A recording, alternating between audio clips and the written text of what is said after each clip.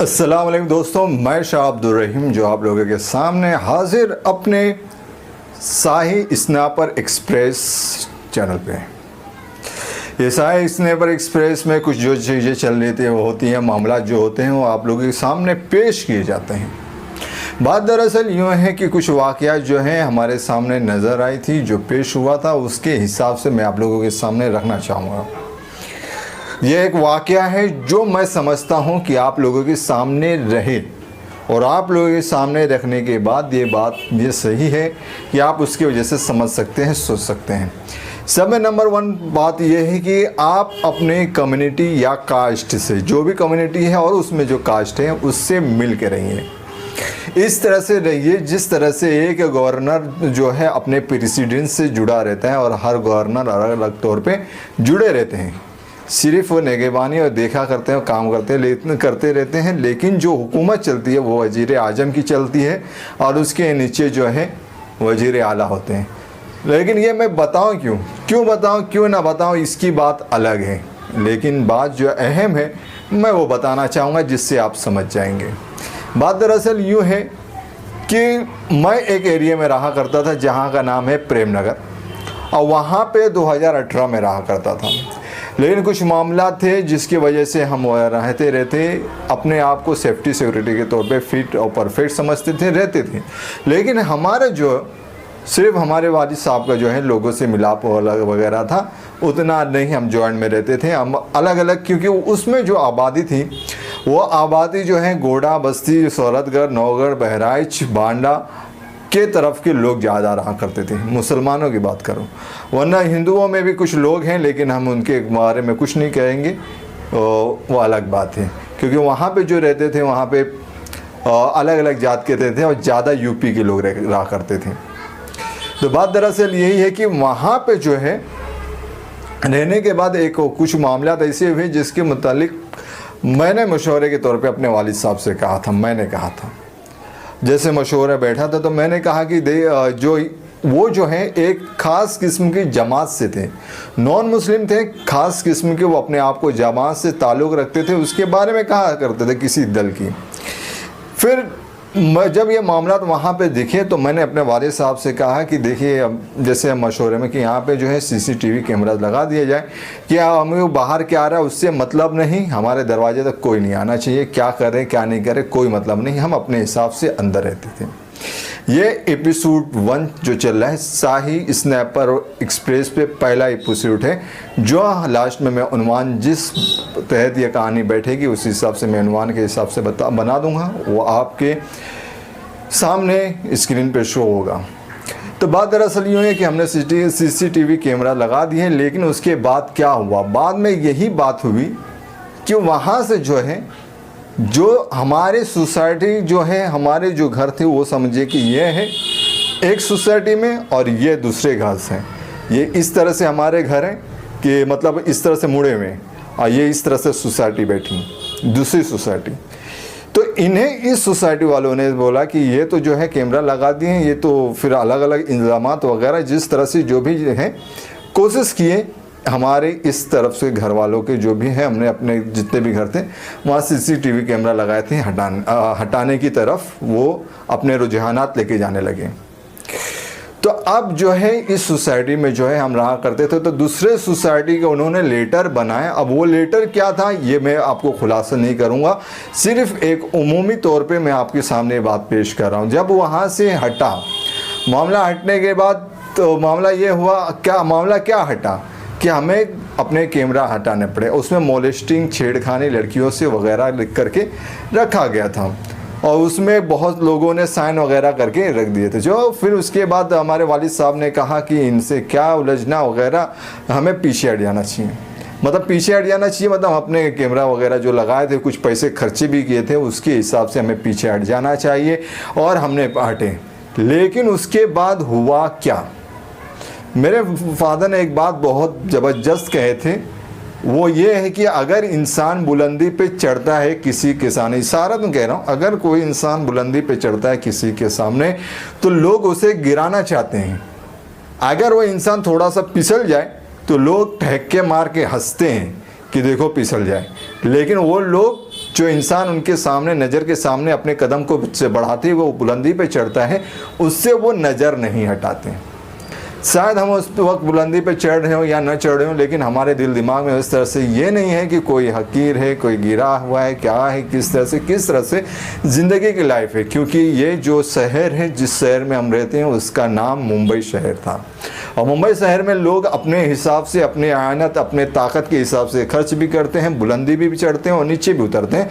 उनके हिसाब से वो डिपेंड करता है, उसके तरफ हम अपने रुझान को नहीं लेके जा सकते हैं। इस तरफ से जब हमने हटे, जब वो सारी आड़ी टेढ़ी चीज़ें थी, जा करके पर्सनल जो थे, जो सरकारी एहलकार थे, एहलकार कह रहा हूँ, जो सरकारी मतलब जो पुलिस स्टेशन वगैरह थे, वहाँ पे मामलात गए। तो फादर ने बोले, जो ऐसा समझे, राय मशवरा बनने के बाद हटे कि बोले इसको फाइट वगैरह नहीं करना है। ये बात मैं आप लोगों के सामने रख रहा हूँ क्योंकि आगे जो बात मैं कहने वाला हूँ वो और सोचने समझने की बात है। बात जब हट जाने की हुई तो वहाँ पे उसके बाद जो है पब्लिकली ऑब्जर्वेशन होने लगा कि कौन कहाँ जा रहा है, कि ज़्यादातर पे मुझ पे मैंने ऐसा महसूस किया, जो कि मेरे घर वाले नहीं मानते हैं कि मेरे पे ऑब्जर्वेशन या कुछ चल रहा है।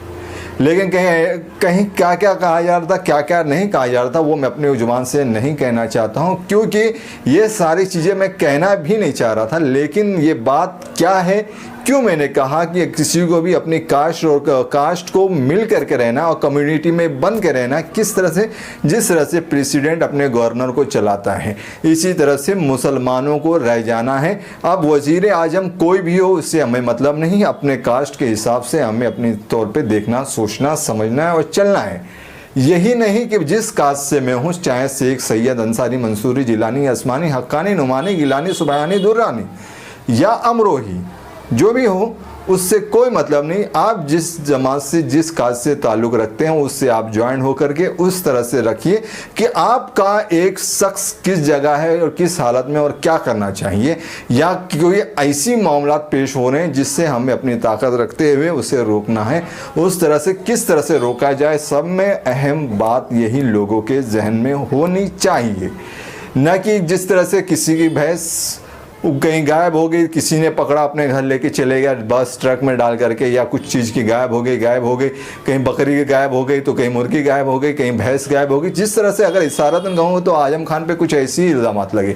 देखिए इंसानों की जहन कि वो अपने बकरी, भैंस, मुर्गी और अंडे तक को याद रखते हैं। आप अपने कास्ट के हायरे के किस इंसान की नशोनुमा और उसकी तरक्की और उसकी तनज़्ज़ुल को नज़र में रखिए, तब जा कर के आप अपने कास्ट को, उसके बाद अपनी कम्युनिटी को मजबूत बना करके रख सकते हैं और खड़ा हो सकते हैं। बात फिर यही हुई कि मैं एक दिन ऐसे महसूस हुआ कि चारों तरफ से मैं घिरा हूँ, चारों तरफ से निगाहों में बंधा हूँ, हर जगह मुझे ही जैसे नज़र में रखा गया। लेकिन उस वक्त मैं अपने घर पे वापस आ गया, जैसे मैं कुछ एंटी सोशल पर्सन हूँ या सही तौर पर शख्स नहीं हूँ, उस तरह से मैं सोच समझ के अपने घर पे आ गया। ऐसा कोई मामलात नहीं थे, लेकिन मुझे डर और खौफ जैसे मेरे जहन पे तारी हो गया। मैंने बोला कि इतने बड़े जगह पे और मैं जहाँ जा रहा हूँ, ऐसा मुझे महसूस क्यों हो रहा है।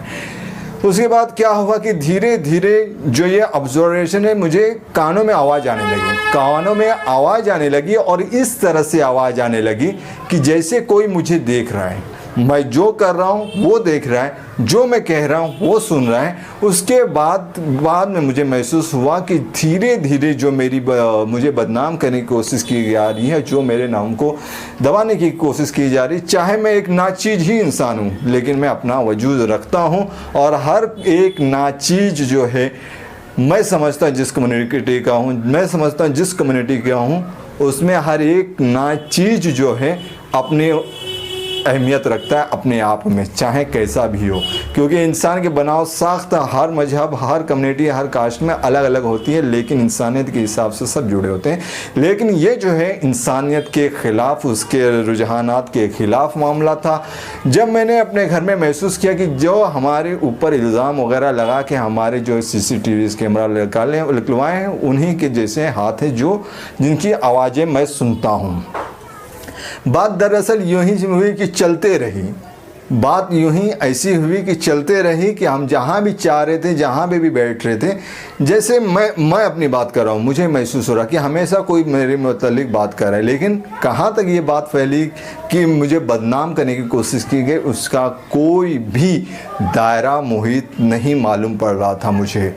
इसके बाद कुछ दिनों के बाद मैं अपने वतन अजीज़ पे गया, जहाँ पे रहने लगा। लेकिन वहाँ पे भी धीरे धीरे बात फैलने लगी कि मैंने महसूस किया, जिस तरह से मैं समझता हूँ, कुछ लोगों का नाम मैं दे सकता हूँ, लेकिन वो कहेंगे कि ये नाम हमारा क्यों दे रहे हैं, क्योंकि ये नाम उसी वक्त दिया जा सकता है जब इसके ऊपर कुछ मामला हो। लेकिन ये जब जहर जिस तरह से अगर कहा जाए कि हवा फैल जाए तो उसे कंट्रोल करने के लिए थोड़ा वक्त लगता है। तो बात यही है कि जब मैं बैठा तो धीरे धीरे बात फैलने लगी और मुझे हमेशा ये लगता है कि कोई बोल रहा है, जैसे मेरे जिसने हमें तकलीफ़ देने में, मतलब जिसने हमें तकलीफ़ की तकलीफ़ देकर के नीचे गिराने की कोशिश किए थे, वो अपने टॉप लेवल पे हैं। लेकिन उसकी आवाज़ें सुनता और मैं कहता तो लोग कहते कि तुझे ही सुनाई दे रहा है, हम लोग को नहीं सुनाई दे रहा है। मैंने महसूस किया कि वाकई लगता है कि मुझे ही सुनाई दे रहा है, या मेरा दिमाग ख़राब है, या मेरे दिमाग या जहन पे वो सवार है। बाद में धीरे धीरे मुझे मालूम पड़ा कि नहीं। एक दिन इत्तेफाक से जब ये कई सालों से चल रहा था, जहाँ पे दवाइयाँ वगैरह खा करके मैं ठीक हो जाता था, लेकिन जब उठता था तो तुरंत उनकी आवाज़ें सुनाई देती थी। इत्तेफाक से 2-3 साल के बाद में ऐसी मामला हुआ तो मैं एक दफ़ा नमाज़ पढ़ने गया। जब नमाज में मैंने अपने अकामत बांध करके खड़ा हुआ तो मेरे जिस्म पे अचानक नमाज के मैं देखा कि मेरे जिस्म पे कुछ ऐसी रोशनी टाइप में जो मेरे जिस्म पे घूम रही है। मैं सोच में पड़ गया कि ये है क्या। बाद में फिर मुझे ये मालूम पड़ा कि ये जो है एक रिश्तेदार के यहाँ पे गया था मैं, उनके दरवाजे पे यूँ ऐसे ही खड़ा था।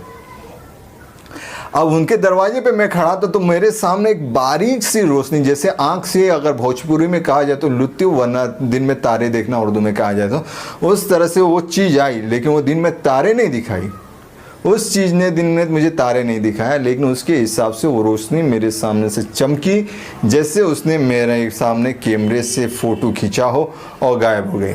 और उसके बाद धीरे धीरे वो सिस्टम मुझे नहीं समझ में आया कि हर जगह मुझे आवाज़ें कैसी सुनाई देने लगी।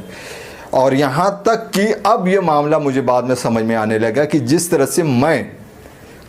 से मैं ओमेगल देख रहा था, ओमेगल मतलब जिस तरह से लोग इस्तेमाल करते थे ओमेगल का, तो एक दिन मैंने इस्तेमाल किया, लेकिन उसके बाद मैंने यूट्यूब पे देखा ये ओमेगल के मुतालिक बता रहे थे कि 2 चैटिंग चल रही थी, 2 लोगों के बीच में चैटिंग चल रही थी। तो एक ने जिस जगह पे दूसरा शख्स था, उस जगह उसके पीछे का पूरा फ़ोटो उसके सामने, फ़ोटो कहें तो पूरी वीडियो उसको दिखा दी कि देखो आप यहाँ पे हैं, जिससे वो उससे चैटिंग करने वाला डर जाता है, क्योंकि ये किसी और का काम रहता है।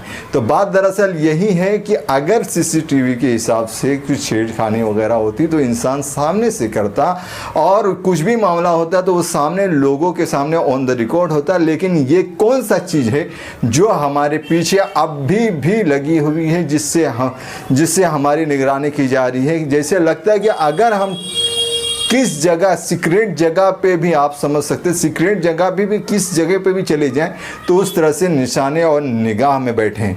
तो ये बात कैसे है, तो ये बात किसकी है? दरअसल बात ये उन्हीं लोगों की हो सकती है जिन्होंने हमारे दरवाजे से सीसीटीवी कैमरा निकलवाया, और उनकी आवाज़ आज तक सुनाई देती है। और निकलवाने में कई लोगों का हाथ था जिन्होंने सिग्नेचर किए थे, जो हमारे सोसाइटी में नहीं थे, जहाँ तक मैं समझता हूँ।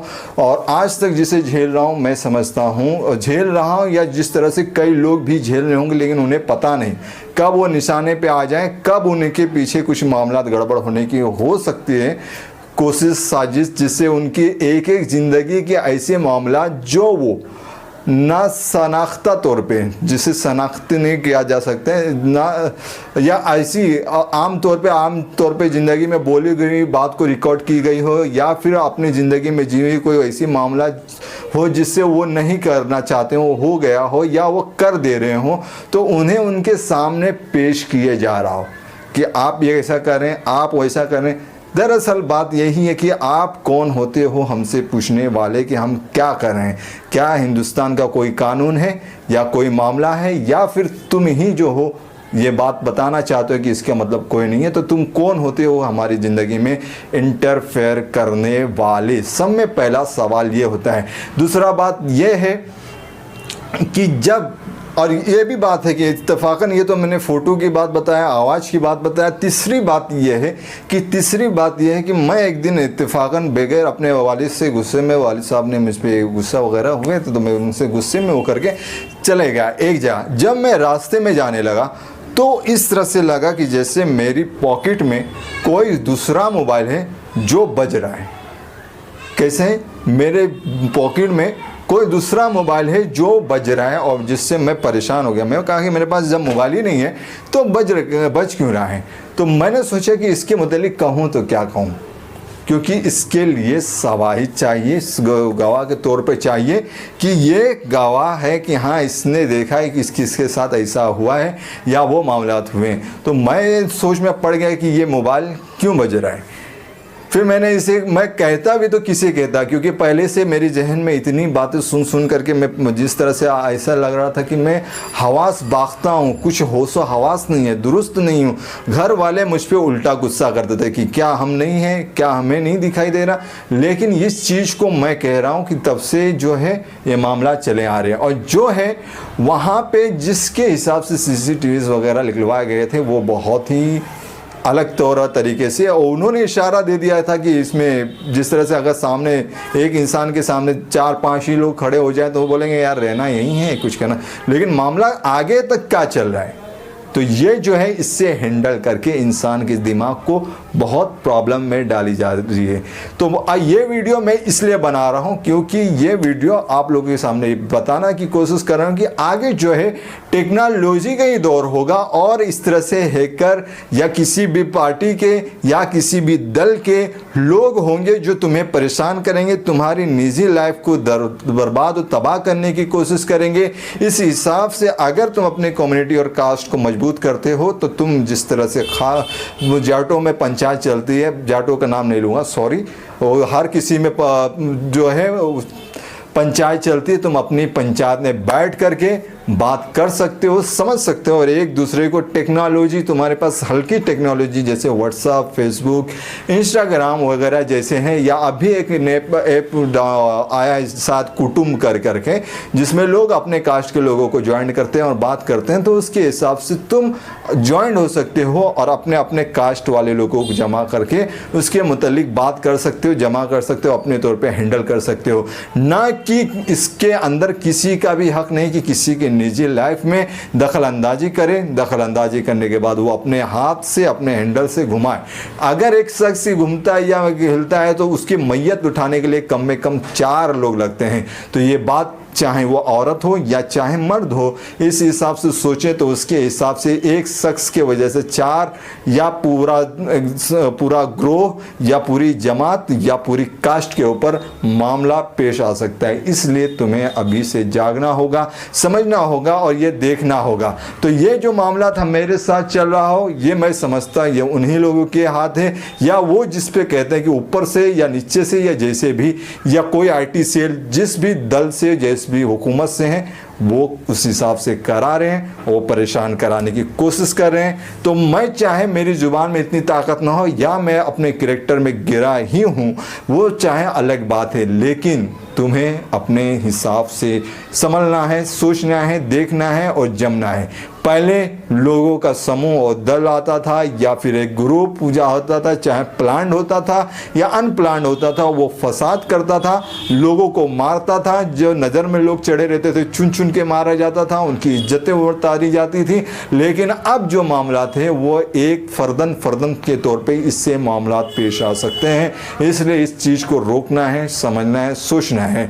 इसके अंदर मेन अहम जो नाम था वो एक लेडी का था। मुझे नहीं समझ में आता है कि इस एपिसोड में जो सिर्फ मैंने कैमरे के मुतालिक बताया हूँ आप लोगों के सामने वो नाम पेश करूँ। ये मेरा फर्स्ट एपिसोड था शाही स्नाइपर एक्सप्रेस में। बात दरअसल यही है। तो इस तरह से लोग, जिस तरह से एक ऐप भी था, मैं आपको बता दूं उस ऐप का नाम नहीं मालूम मुझे, लेकिन इस कैमरे के मुतालिक मैं आज ओपनली मैं आपसे कह रहा हूं कि एक ऐप था, एक ऐप के अंदर वो सारी एक शख्स जो है ऐप रखा था, जब मुझ पे निगरानी वगैरह चल रही थी, जैसे मैं महसूस कर रहा था, मैं किसे कहने जाऊँ, आवाम है, 10 लोग होंगे, 10 जुबान होगी, 10 बातें होंगी, उसके अंदर मैं क्या कर सकता हूँ। लेकिन बात दरअसल यही है कि एक शख्स के मोबाइल में मैंने ऐप देखा था जिसके अंदर फ़ोटोज़ बने हुए थे, फ़ोटोज़ कह रहा हूँ, वीडियोज़ के क्लाउड थे। वो इस वीडियो में अलग अलग लोगों की जो है उनके घर की हालत, जैसे क्या चल रही क्या नहीं चल रही है, जैसे मैंने उस ऐप को देखा था। लेकिन मैं उस शख्स का नाम नहीं जाहिर कर पाऊँगा, या समझता हूँ कि क्या बताऊँ मैं, लेकिन उस वीडियोस को मैंने देख चुका था कि इस वीडियो में इंसान के घर के हालात को लोगों के सामने पेश किया जा रहा है जिस तरह से। अब मुझे नहीं मालूम कि उसके घर के ही, अब क्या मैं आपको ओपनली कहूँ, लेकिन इशारा आप समझ सकते हैं। तो ये हमारी ज़िंदगी जो है हमारी है, हम जिस तरह से कह रहे हैं उस तरह से कह रहे हैं। मैं चाहे गुनहगार हूँ, चाहे मुनाफिक हूँ, चाहे मुस्लिम हूँ, चाहे मोमिन हूँ, या फिर चाहे आप लोगों के सामने किसी भी इस्लाम की कैटेगरी में पढ़ता हूँ या कोई गैर कैटेगरी में पढ़ता हूँ, लेकिन मैं इस तरफ जो नेगे बात कर रहा हूँ, आप उस तरफ नज़र करिए। क्योंकि जो सन 1857 की जंग हुई थी आज़ादी की, वो झुंड में जंग हुई थी, ना कि एक परफेक्ट तौर पे जंग हुई थी, कितने लोगों का कहना है। तो उम्मत मुस्लिमा इस वक्त अगर अपने आप को उभारना चाहती है तो इन्हें टुकड़े टुकड़े में जम करके आज जो है अपने उम्मत को बचाना है, समझना है, संभालना है। क्योंकि आज जो हुकूमतें बन रही वो किसी एक पार्टी की नहीं, कहीं 32 तो कहीं 34 तो कहीं 36 तो कहीं 38 हुकूमतें मिल करके अपनी हुकूमत कायम कर रही हैं। तो आपको इस हिसाब से अक्ल खोल लेना है कि वो किस कास्ट के हैं, किस जगह से हैं, जो मिल करके एक हो करके अपनी हुकूमत में हिस्सा देते हैं और बनाते हैं। क्या तुम्हारी नुमाइंदगी करने के लिए कितने नुमाइंदे हैं जो ऐवान में जा कर के तुम्हारी आवाज़ उठाते हैं, तुम्हें बताते हैं। कोई बात नहीं है, अगर नहीं है तो तुम मजबूत बन करो अपने आप को, और अपने हिसाब से जो मेंबर बनता है उसको ऐवान में अपने तुम्हारी आवाज़ उठाने के काबिल बना दो या मजबूर कर दो, ये आपके ऊपर डिपेंड करता है। ये पहला एपिसोड था जो मैंने कैमरे के मुतालिक बताया, और धीरे धीरे जो एपिसोड वगैरह होंगे मैं आपको उसके अंदर बताऊंगा, जिससे आप बहुत बात समझ सकते हैं। और बात दरअसल ये भी है कि इससे जो है इंसान को पहले जिस तरह से मैं समझता हूँ उसका इस्तेमाल करके पहले इंसान को डरा दिया जाता है, जिस तरह से कि इंसान एकदम परेशान हो जाए, एकदम घबरा जाए, या उसके दिमाग में कुछ समझ में नहीं आए। उसके बाद जैसे उसके कानों में फूंका जाता है, जैसे बताया जाता है, इंसान पूरी तौर पर लॉस होता है, अपनी मेमोरी लॉस कर बैठता है। जैसा सामने वाला जिसे हिप्नोटाइज कर दे, जैसा बोले वैसा करने लगता है, जैसा चलाए वैसा चलने लगता है। ऐसा महसूस होता है। जिस तरह से मैं समझता हूँ जो करने रहता है वो, जो करवाना रहता है जैसे वो करवाने लगते हैं, और जो माइंड में बात बैठाना चाहते हैं जैसे वो कोशिश करते बैठ जाए, तो उस तरह से हिप्नोटाइज करके कराने की कोशिश करते हैं। आज तक यह एपिसोड यहीं तक था। इंशाअल्लाह अगले एपिसोड में और बातें होंगी। ये शाही स्नैपर एक्सप्रेस पे आप लोगों का खैर मकदम।